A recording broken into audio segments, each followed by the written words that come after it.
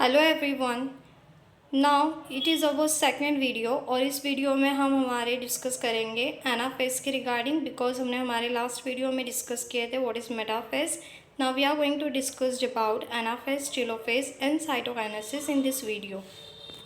Okay, अभी हम यहाँ पर थर्ड स्टेज के रिगार्डिंग डिस्कस करते हैं, दैट इज़ एनाफेज। एनाफेज क्या होती है? तो सबसे छोटी स्टेज है, so we can write here shortest phase और अ शॉर्ट स्टेज।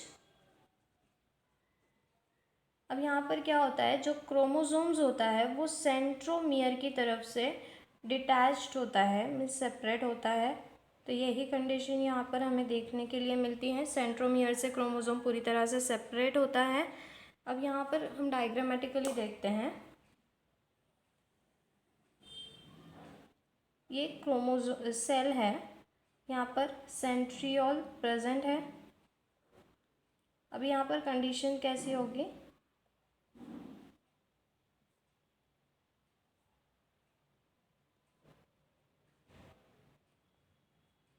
इसी मैनर में कंडीशंस होगी, जैसे कि क्रोमोसोम यहाँ से क्या हुए, पूरी तरह से डिटैच्ड हुए हैं। और हमें इस स्टेज में 4 डिफरेंट फाइबर्स देखने के लिए मिलते हैं, तो सेम वो हम डिस्कस करते हैं।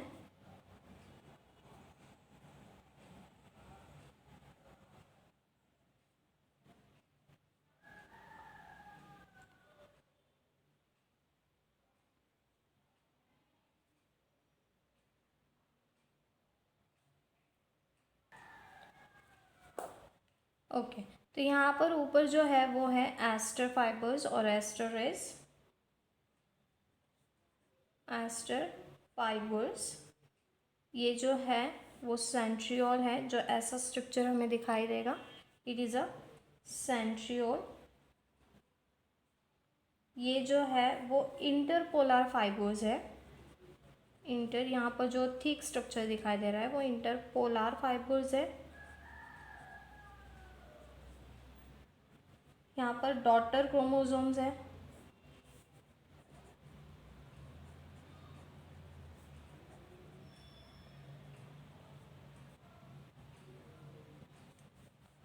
और ये जो है नीचे साइड में क्रोमोसोम्स के नीचे वो क्रोमोसोमल फाइबर्स है।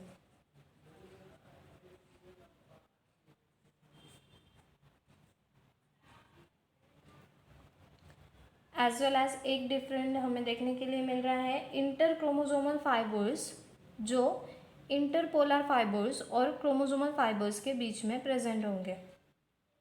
तो यहाँ पर इंटर क्रोमोसोमल फाइबर्स हैं।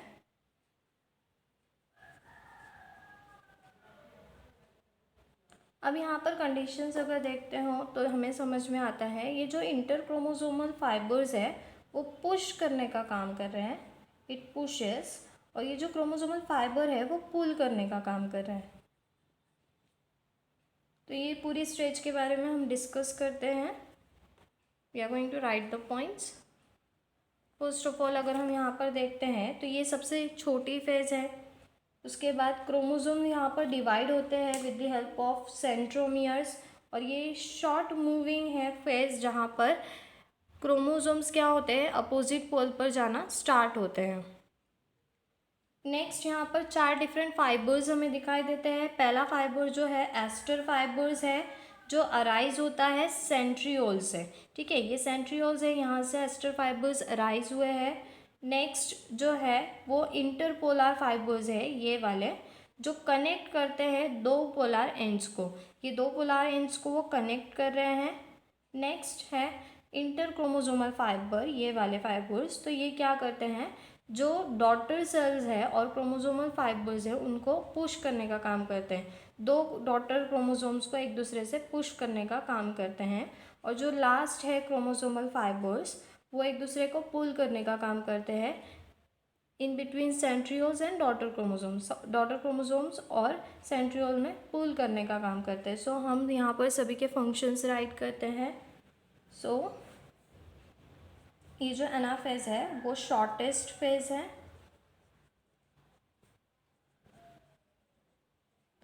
स्टेज है, फेज है, सेम थिंग है। क्रोमोसोम्स डिवाइड होते हैं, chromosome divides, from centromeres and start moving towards opposite pole.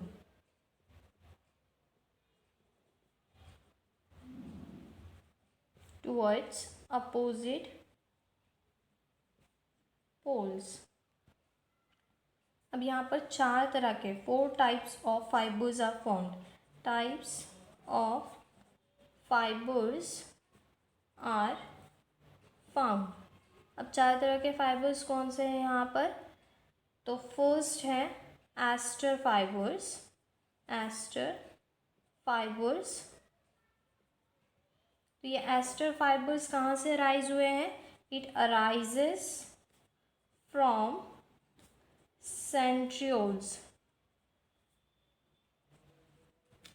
Next second जो है वो इंटरपोलर फाइबर्स है.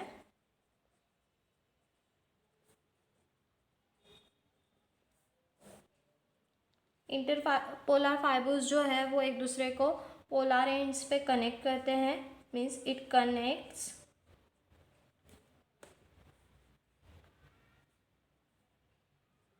To polar ends.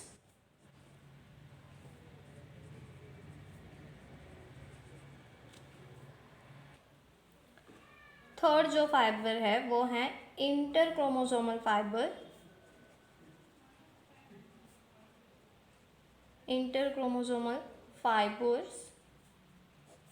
अब ये जो इंटरक्रोमोसोमल फाइबर्स है वो कहाँ पर होंगे? डॉटर क्रोमोसोम्स के बीच में होंगे. 2 डिफरेंट डॉटर क्रोमोसोम्स के बीच में होंगे. So in between 2 daughter chromosomes and they pushes each other. दोनों एक दूसरे को पुश करने का काम करते हैं. नेक्स्ट जो 4th टाइप के फाइबर है वो है chromosomal fibre.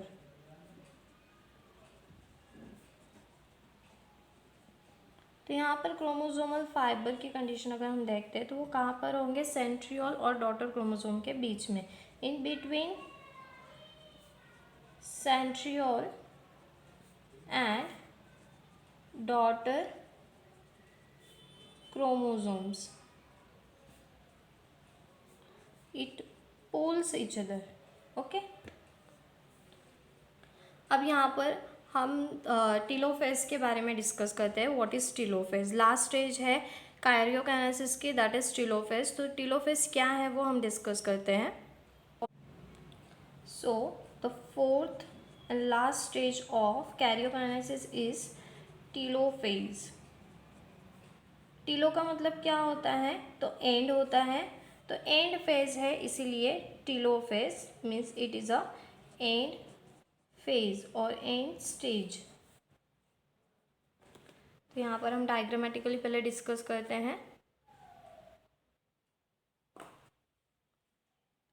First of so this is a telophase. यहाँ पर अभी हम सेम प्रोफेज की स्टेज देखते हैं टीलोफेज में, कि जो प्रोफेज की फेज़ है वो यहाँ पर रीअपियर हो रही है. तो यहाँ पर देखो अभी कंडीशन न्यूक्लियर मेम्ब्रेन और न्यूक्लियोलस स्टार्ट हो रहे हैं रीअपियर होना. यहाँ पर सेंट्रियोल्स फॉर्म हुए हैं. तो सेम ये स्टेज है टीलोफेज जहाँ पर प्रोफेज की स्टार्टिंग है. Okay.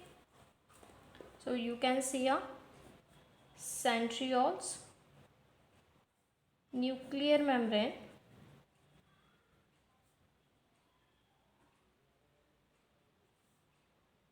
nucleolus and chromatin material.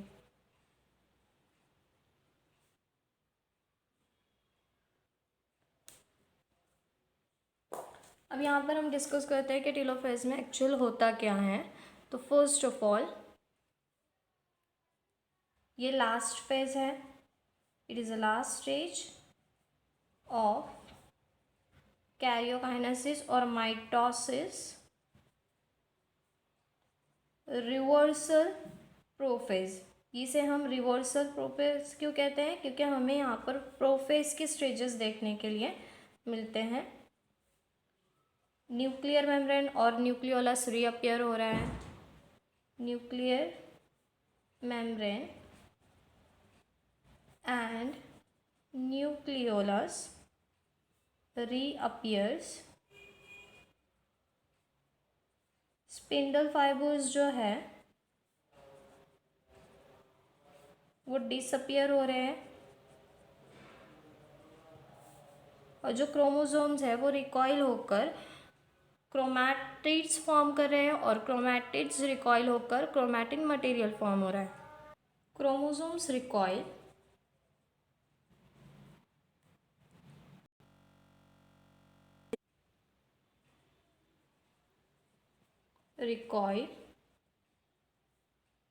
to form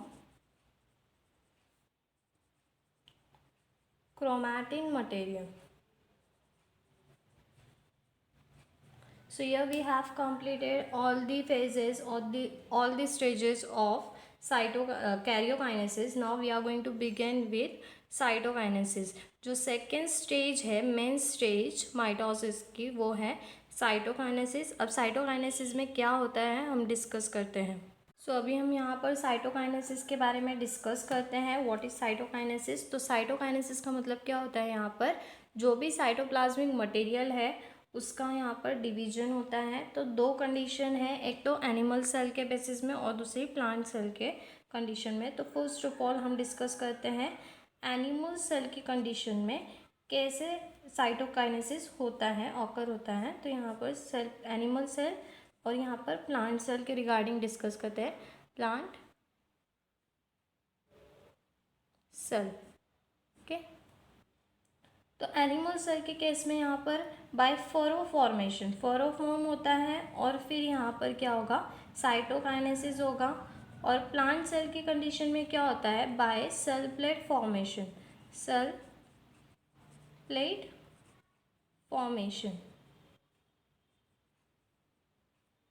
तभी यहाँ पर देखो सेंट्रीपिटल, साइटोकाइनेसिस एनिमल सेल के केस में सेंट्रीपिटल मैनर में होता है और प्लांट सेल की कंडीशन में सेंट्रीफ्यूगल मैनर में होता है, सेंट्रीफ्यूगल।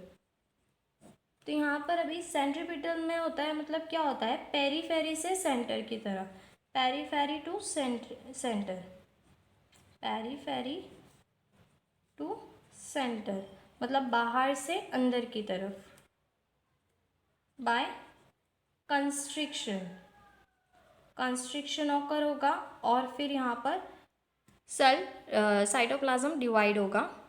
नेक्स्ट सेंट्रीफ्यूगल क्या होता है, सेंटर से पेरीफेरी की तरफ, सो सेंटर से बाहर की तरफ, सो सेंटर टू पेरीफेरी। और यहाँ पर किस वजह से होता है, by deposition of cellulose, by deposition of cellulose, okay. So अभी हम यहाँ पे डायग्रामेटिकली डिस्कस करते हैं कि साइटोकाइनेसिस एक्चुअल में होता कैसे है। फर्स्ट ऑफ ऑल हम एनिमल सेल के बारे में डिस्कस करते हैं, एनिमल सेल में कैसा होता है cytokinesis, and then plant cell में कैसा होता है। तो फर्स्ट ऑफ ऑल हम देख सकते हैं टीलोफेज की कंडीशन हम यहाँ पर ड्रॉ करते हैं कि टीलोफेज में हमने देखे थे यहाँ पर कि दो न्यूक्लियर डिवीजन हो चुका है, ओके, न्यूक्लियर डिवीजन हो चुका है, यहाँ पर न्यूक्लियोलस है। तो ये कंडीशन हमने यहाँ पर टीलोफेज के एंड में देख चुके हैं। तो यहाँ पर फरो फॉर्मेशन कैसा होता है, तो कंडीशन है कि कंस्ट्रिक्शन होता है, ऐसा कंस्ट्रिक्शन होगा। यहाँ पर एक सेल और यहाँ पर दूसरा सेल प्रेजेंट होगा, क्रोमैटिन मटेरियल है, nucleolus, chromatin material, nucleolus and centriole. और ये फरो फॉर्म, इसको हम फरो फॉर्मेशन कहते हैं। ये क्या है, फरो फॉर्मेशन, जो कैसा है, पेरीफेरी टू सेंटर, पेरीफेरी से बाहर से सेंटर की तरफ, सो सेंट्रीपिटल। और फिर यहाँ पर आगे जाकर डिवाइडेशन होता है, मीन्स यहाँ पर कंडीशन देख सकते हो कि न्यू सेल्स फॉर्म होते हैं, जो इंटरफेस की कंडीशन में हमने डिस्कस किए थे। तो 2 सेंट्रियोल्स हैं यहाँ पर अभी। न्यूक्लियोलस क्रोमैटिन मटेरियल मीन्स यहाँ पर इक्वेशनल डिवीजन है, 2 डॉटर सेल्स फॉर्म हुए हैं। ये भी 2n है और ये भी 2n है, बिकॉज ये इक्वेशनल डिवीजन है। जो मदर सेल जितना होता है उतना ही उनके डॉटर सेल्स होते हैं। मीन्स यहाँ पर रिडक्शन नहीं होता है, सिर्फ इक्वल अमाउंट के क्रोमोसोम्स प्रेजेंट होते हैं। तो यहाँ पर हमने डिस्कस किए एनिमल सेल के रिगार्डिंग। अभी हमें डिस्कस करना है प्लांट सेल के रिगार्डिंग कि प्लांट सेल में कैसी कंडीशन होती है। तो प्लांट सेल के रिगार्डिंग कंडीशन होती है सेंट्रीफ्यूगल मैनर में। तो सेंट्रीफ्यूगल मैनर में कैसी है, पहले हम डायग्राम ड्रॉ करते हैं प्लांट सेल की कंडीशन में। तो सेल प्लेट्स फॉर्मेशन होते हैं। सेल प्लेट फॉर्मेशन मीन्स हम यहाँ पर फोरो फॉर्मेशन सिर्फ एनिमल सेल के केस में देख सकते हैं। सेल प्लेट फॉर्मेशन हमें प्लांट सेल की कंडीशन में देखने के लिए मिलता है। तो यहाँ पर ये कंडीशन जो है वो किसकी है, तो सेल प्लेट की है। यहाँ पर हम देख सकते हैं सेल्स कैसे फॉर्म हुए हैं। ये क्रोमैटिन क्रोमोसोमल मटेरियल है, न्यूक्लियोलस है और सेंट्रियोल्स यहाँ पर प्रेजेंट है। तभी ये जो बीच की लाइन दिख रही है हमें, मिडल लाइन जो है वो क्या है, तो सेल प्लेट है। सेल प्लेट है जो सेल्यूलोज से बनी हुई हैं। और फिर आगे जाकर सेल्स कैसे डिवाइड हो गए, इस मैनर में सेल्स डिवाइड हो गए।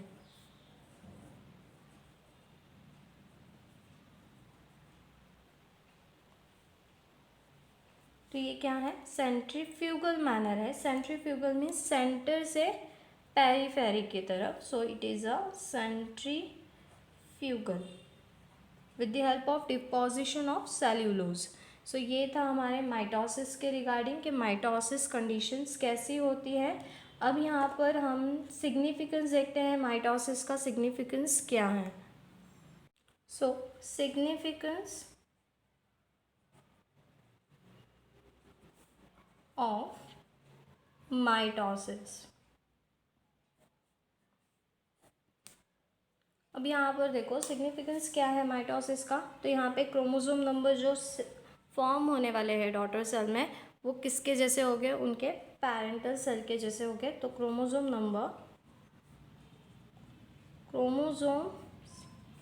Number is same as that of parent cell.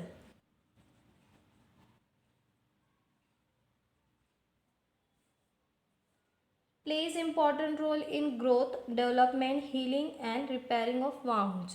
तो यहाँ पर अगर हमें कोई इंजरीज वगैरह होती है तो हमारे वाउंड्स को हील करने के लिए यहाँ पर माइटोसिस होता है। एज वेल एज जो बेबी की डेवलपमेंट होती है या फिर हम ह्यूमन एनिमल्स में डेवलपमेंट होती है तो वो माइटोसिस की वजह से होती है, ग्रोथ भी माइटोसिस की वजह से होती है। So plays important role in growth, development, healing, repair of wounds। Equal distribution of genetic material means अगर पेरेंट्स में 2n है तो डॉटर्स में भी 2n number of chromosomes present हो गए, डिप्लॉयड नंबर के क्रोमोसोम्स रहेंगे यहाँ पर। So equal distribution of genetic material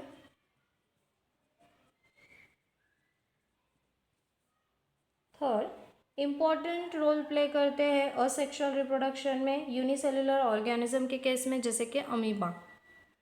so plays important role in asexual reproduction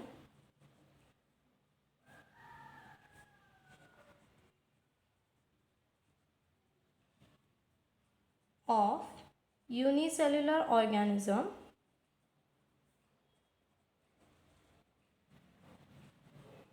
example amoeba. जो सेल्स होते हैं, सपोज अभी हम यहाँ पर देखते हैं सेल्स का क्रोमोसोम नंबर।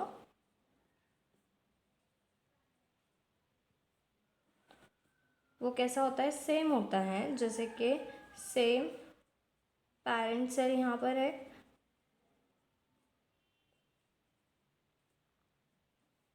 तो यहाँ पर 2 डॉटर सेल्स अगर फॉर्म हो गए तो वो भी 2n के हो गए, means they are daughter cell. So in this way we have completed the topic mitosis. In our next video we are going to discuss about meiosis. So thanks friends for watching my video.